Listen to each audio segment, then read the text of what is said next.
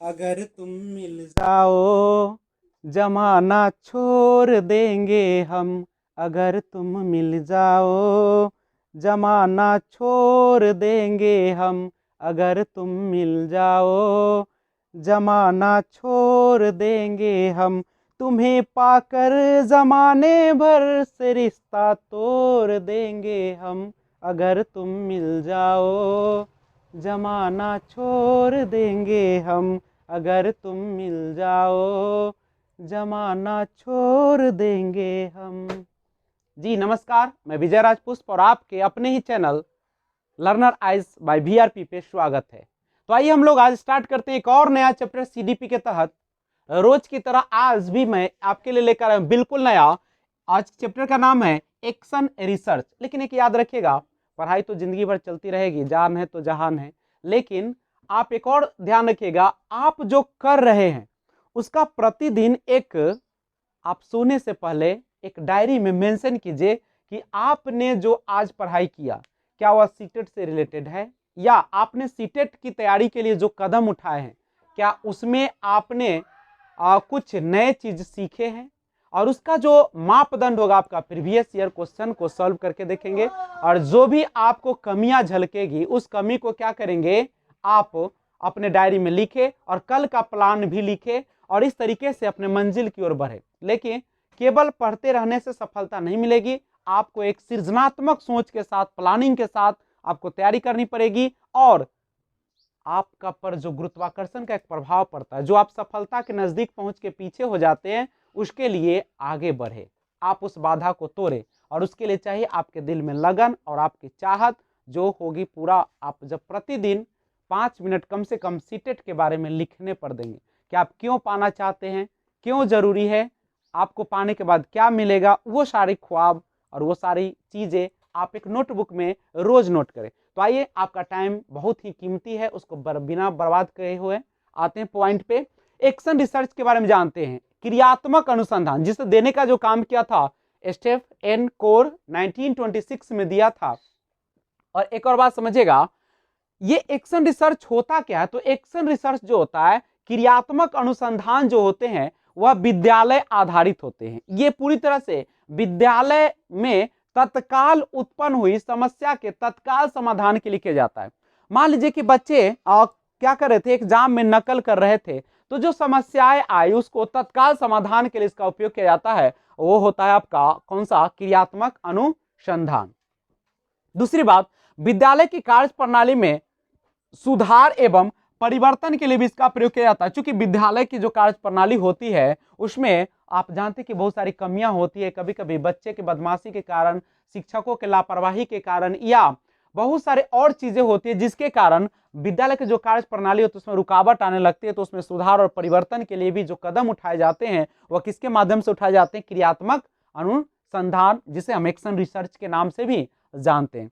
तीसरा है, इसका क्षेत्र स्कूल तक सीमित होता है। याद रखिएगा, जो आपका एक्शन रिसर्च होता है वह इसका केवल और केवल स्कूल तक ही सीमित होता है। और इसमें हर संभव प्रयास किया जाता है कि स्कूल की जो कार्य प्रणाली उसमें सुधार लाए, स्कूल की हर व्यवस्था में सुधार हो, और बच्चे को क्रियात्मक सोच पर भी जोर दी जाती है। उसमें अगर कमियां तो उसको दूर करने का प्रयास किया जाता है। और यह केवल स्कूल तक होगा, उसके घर या अलग के लिए ये रिसर्च एक्शन जो होंगे, यानी एक्शन रिसर्च, वो लागू नहीं होंगे। तो आइए इसके कुछ स्टेप्स है जिसके बारे में जानते हैं।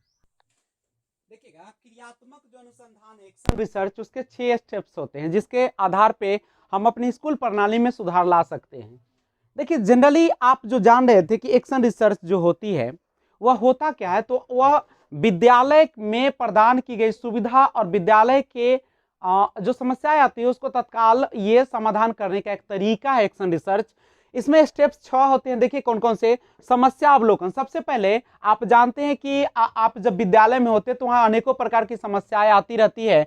तो सबसे पहले हम क्या करते हैं, उसका ऑब्जर्व करते हैं, उसका हम लोग अवलोकन करते हैं, उसका निरीक्षण देखते हैं और उसके बाद समस्या का चयन करते हैं। अब जानते हैं कि जो विद्यार्थी होते हैं, जो छात्र होते हैं, बालक है स्कूल में, तो वहां पे तो हर प्रकार के बालक है और हर प्रकार के बालक की समस्याएं क्या होती है, एक ही प्रकार की तो नहीं होती, अलग अलग प्रकार की होती है। तो सबसे पहले क्या किया जाता है, समस्या का चयन किया जाता है। लेकिन कैसे चयन किया जाएगा, अब सबके समस्याओं को तो हल एक बार में नहीं किया जा सकता। तो व्यक्तिगत भिन्नता के कारण जो अलग अलग छात्रों का, अलग अलग बच्चों का जो समस्या अलग अलग होती है, उसमें पहले चयन किया जाता है कि उसमें सबसे महत्वपूर्ण कौन है, सबसे मुख्य कौन है, और उसको पहले चयन कर लिया जाता है। और उसके बाद समस्या को समझना, अब उस समस्या को समझा जाता है, बुझा जाता है, और उसके बाद उपकल्पनाओं का निर्माण, यानी समस्या को किस आधार पर सॉल्यूशन किया जाए, यानी समस्या समाधान इस आधार पर निकाला जाता है, यानी जिस आधार पर समस्या को हल निकाला जाता है उसकी जो हाइपोथेसिस, एक आप दिमाग में उपकल्पना बनाते हैं, वही कहलाता है उपकल्पनाओं का निर्माण। और उपकल्पना का समाधान, अगर आपका उपकल्पना जो है सही बना होगा, आपने सही ढंग से उस समस्या के समाधान के तरीका अपनाया होगा, आपने सोचा होगा, एक कल्पना तैयार किया होगा, हाइपोथेसिस तैयार किया होगा, तो क्या हुआ होगा, उस समस्या का समाधान हो जाता है, नहीं उपकल्पना का समाधान हो जाता है।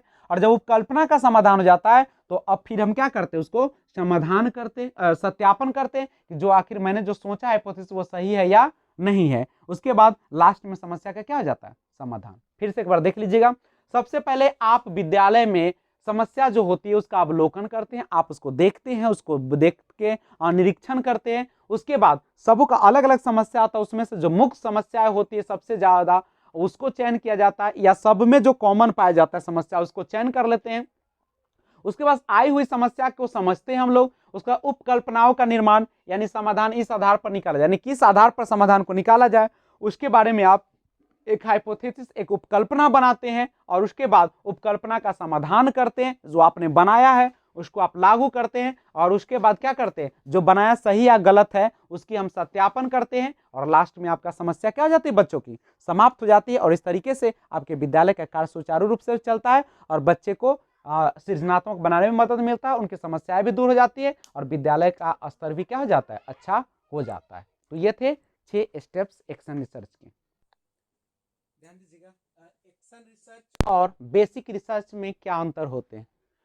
तो सबसे पहले समझिएगा, क्रियात्मक अनुसंधान और जो मौलिक अनुसंधान होते हैं, तो क्रियात्मक अनुसंधान वैसे अनुसंधान होते हैं जिसमें विद्यालय के कार्य प्रणाली या उसमें हो रही जो तत्काल समस्या आती है उसमें सुधार की बात की जाती है, यानी स्कूल तथा कक्षा प्रणाली में सुधार की बात आती है। लेकिन मौलिक अनुसंधान में क्या होता है, नया सिद्धांत जो पहले से प्रिंसिपल चले आ रहे हैं उस प्रिंसिपल को चेंज किया जाता है, कुछ नए नए खोज किए जाते हैं, नया अनुसंधान कार्य किया जाता है।